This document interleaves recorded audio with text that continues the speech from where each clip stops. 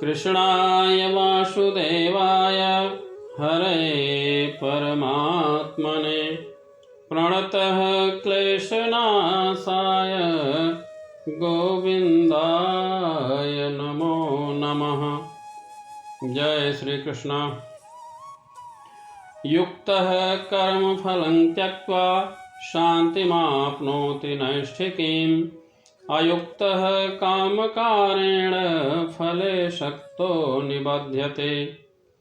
सर्वकर्माणि मनसा सन्न्यस्यास्ते सुखं वशी नवद्वारे पुरे देहि नैव कुर्वन्न कारयन् न कर्तृत्वं न कर्माणि लोकस्य सृजति प्रभु न कर्मफलसंयोगं स्वभावस्तु प्रवर्तते नादत्ते कस्यचित् पापं न चैव सुकृतं विभो अज्ञानेनावृतं ज्ञानं तेन मोहयन्ति जन्तवः। अर्थात श्री भगवान कहते हैं, निश्चल भक्त शुद्ध शांति प्राप्त करता है, क्योंकि वह समस्त कर्म फल मुझे अर्पित कर देता है। किंतु जो मनुष्य भगवान से युक्त नहीं है और जो अपने श्रम का फल कामी है, फल कामी है, वह बन जाता है। जब देहधारी जीवात्मा अपनी प्रकृति को बस में कर लेता है और मन से समस्त कर्मों का परित्याग कर देता है, तब वह नव द्वारों वाले नगर मतलब भौतिक शरीर में बिना कुछ किए कराए सुखपूर्वक रहता है। शरीर रूपी नगर का स्वामी देहधारी जीवात्मा न तो कर्म का सृजन करता है, न लोगों को कर्म करने के लिए प्रेरित करता है, न ही कर्म फल की रचना करता है। यह सब तो प्रकृति के गुणों द्वारा ही किया जाता है। परमात्मा न तो किसी के पापों को ग्रहण करता है, न किसी के पुण्य को, किंतु सारे देहधारी जीव उस अज्ञान के कारण मोहग्रस्त रहते हैं, जो उनके वास्तविक ज्ञान को आच्छादित किए रहता है। एक भक्त तथा एक देहात्म बुद्धि वाले व्यक्ति में यह अंतर है कि भक्त तो भगवान के प्रति आसक्त रहता है, जबकि देहात्म बुद्धि वाला व्यक्ति अपने कर्मों के फल के प्रति आसक्त रहता है।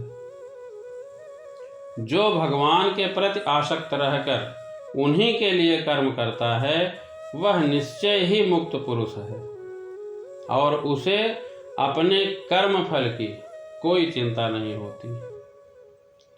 भागवत में किसी कर्म के फल की चिंता का कारण परम सत्य के ज्ञान के बिना द्वैत भाव में रहकर कर्म करना बताया गया है।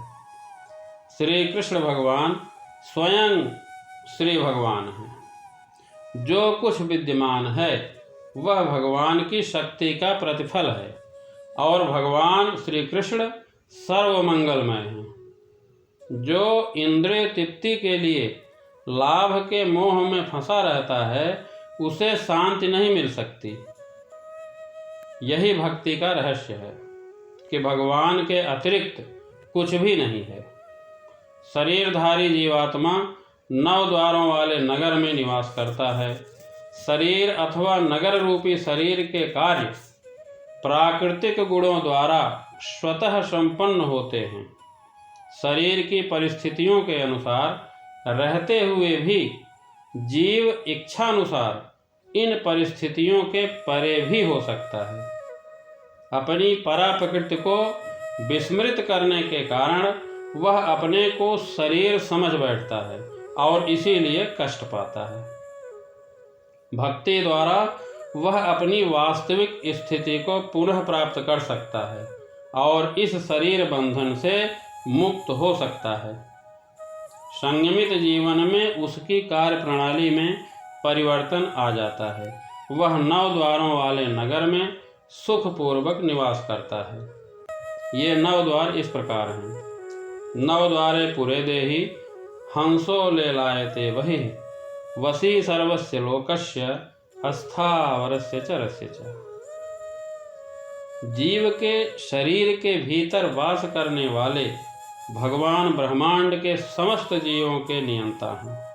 यह शरीर 9 द्वारों जैसे 2 आँख, 2 नाक, 2 कान, 1 मुख, गुदा तथा उपस्थ से युक्त है। बद्धावस्था में जीव अपने आप को शरीर मानता है, किंतु जब वह अपनी पहचान अपने अंदर के भगवान से करता है तो वह शरीर में रहते हुए भी भगवान की तरह मुक्त हो जाता है। जीव तो परमेश्वर की शक्तियों में से एक है, किंतु वह भगवान की अपरा प्रकृति है जो पदार्थ से भिन्न है। संयोग से परा प्रकृति या जीव अनादिकाल से प्रकृति के संपर्क में रहा है। जिस नाशवान शरीर को वह प्राप्त करता है वह अनेक कर्मों और उनके फलों का कारण है। ऐसे बद्ध वातावरण में रहते हुए मनुष्य को अपने आप को शरीर मानकर शरीर के कर्म फलों का भोग करता है। अनंत काल से लिया गया यह अज्ञान ही शारीरिक सुख दुख का कारण है। ज्यों ही जीव शरीर के कार्यों से अलग हो जाता है त्यों ही वह कर्म बंधन से भी मुक्त हो जाता है। जब तक वह शरीर रूपी नगर में निवास करता है तब तक वह इसका स्वामी प्रतीत होता है, किंतु वास्तव में वह न तो इसका स्वामी होता है और न इसके कर्मों तथा फलों का नियंता ही। वह तो इस भवसागर के बीच जीवन संघर्ष में रत प्राणी है। सागर की लहरें उसे उछालती रहती हैं, किंतु उन पर उसका बस नहीं चलता। परमेश्वर जो असीम ज्ञान धन बल यश सौंदर्य तथा त्याग से युक्त हैं वह सदैव आत्मतृप्त और पाप पुण्य से अविचलित रहते हैं। वह किसी भी जीव के लिए विशिष्ट परिस्थिति नहीं उत्पन्न करते, अपितु जीव अज्ञान से मोहित होकर जीवन की ऐसी परिस्थिति की कामना करता है जिसके कारण कर्म तथा फल की श्रृंखला आरंभ होती है। जीव परा प्रकृति के कारण ज्ञान से पूर्ण है तो भी वह अपनी सीमित शक्ति के कारण अज्ञान के वशीभूत हो जाता है। भगवान सर्वशक्तिमान है किंतु जीव नहीं। जीवात्मा में इच्छा करने की शक्ति है, किंतु ऐसी इच्छा की पूर्ति सर्वशक्तिमान भगवान के द्वारा ही की जाती है। अतः जब जीव अपनी इच्छाओं से मोहग्रस्त हो जाता है तो ईश्वर उन्हें अपनी इच्छा पूर्ति करने देते हैं, किंतु किसी परिस्थिति विशेष में इच्छित कर्मों तथा फलों के लिए उत्तरदायी नहीं होते। अतः मोहग्रस्त होने से जीव अपने को परिस्थिति जन्य शरीर मान लेता है और जीवन के क्षणिक सुख तथा दुख भोगता है। भगवान जीव का चिरसंगी रहते हैं, फलतः वे प्रत्येक जीव की इच्छाओं को उसी तरह समझते हैं जिस तरह फूल के निकट रहने वाला फूल की सुगंध हो। इच्छा से जीव बंधन में आ जाता है। भगवान मनुष्य की योग्यता के अनुसार उसकी इच्छा को पूरा करते हैं। एक कहावत है, आपन सोची होत नहीं प्रभु सोची तत्काल। अतः व्यक्ति अपनी इच्छाओं को पूरा करने में सर्वशक्तिमान नहीं होता, किंतु भगवान इच्छाओं की पूर्ति कर सकते हैं। वे निष्पक्ष होने के कारण स्वतंत्र जीवों की इच्छाओं में व्यवधान नहीं डालते, किंतु जब कोई भगवान की इच्छा करता है तो भगवान उसकी विशेष चिंता करते हैं और उसे इस प्रकार प्रोत्साहित करते हैं कि भगवान को प्राप्त करने की उसकी इच्छा पूरी हो और वह सदैव सुखी रहे। भगवान जीव को शुभ कार्यों में इसलिए प्रवृत्त करते हैं जिससे वह ऊपर उठें। भगवान उसे अशुभ कर्मों में इसलिए प्रवृत्त करते हैं जिससे वह नरक में जाए। जीव अपने सुख दुख में पूर्णतया आश्रित है। परमेश्वर की इच्छा से वह स्वर्ग या नरक जाता है, जिस तरह वायु से प्रेरित बादल जाता है। अतः जीव भक्ति की उपेक्षा करने की अपनी अनादि प्रवृत्ति के कारण अपने लिए मोह उत्पन्न करता है।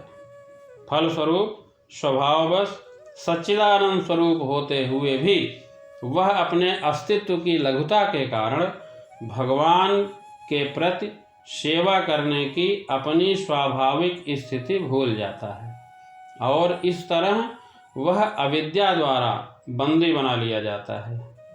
अज्ञानवश जीव यह कहता है कि उसके भवबंधन के लिए भगवान उत्तरदायी हैं। भगवान न तो किसी के प्रति घृणा करते हैं और न किसी को चाहते हैं। जय श्री कृष्ण।